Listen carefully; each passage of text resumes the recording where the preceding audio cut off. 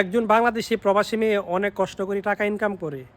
আর এই যে স্ক্রিনের সামনে যে ছেলেটি দেখতে পারতেছেন, উনি এই মেয়েটির সাথে তার রিলেশন ছিল। এই মেয়েটির সাথে রিলেশন থাকার পর এই মেয়েটিকে বিয়ের প্রলোভন দেখায় ওনাকে তার কাছে নিয়ে আসছিল। আনার পরে উনি বেশ কিছুদিন রাখার পরে এই মেয়েটাকে আবার ওনার কাছ থেকে বিদায় করে দিয়েছে। তো আমি ভাই একটা কথা বলতে চাই, আপনি একজন বাংলাদেশি মেয়ে ক্ষতি করা এটা মোটেও উচিত হয় নাই। এখনও সময় আছে ভাই, আপনি ভালো হয়ে যান। আপনি একজন প্রবাসী আর একজন প্রবাসীর ক্ষতি করাটা এটা মোটেও ঠিক হয় নাই। এখন এই বাংলাদেশি প্রবাসীর বোনটে এখন বর্তমানে সৌদি আরবে খুবই বিপদে আছে। উনি আমাকে মেসেঞ্জারে লক দিছে, ভাই আমাকে একটু বাঁচান।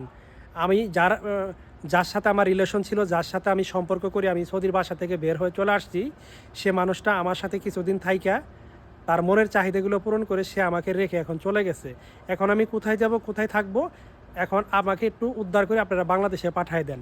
আমি সকল প্রবাসী ভাই এবং বোনদেরকে বলবো, তো এরকম মানুষদের কাছ থেকে আপনারা সতর্ক থাকবেন এবং সাবধানে থাকবেন।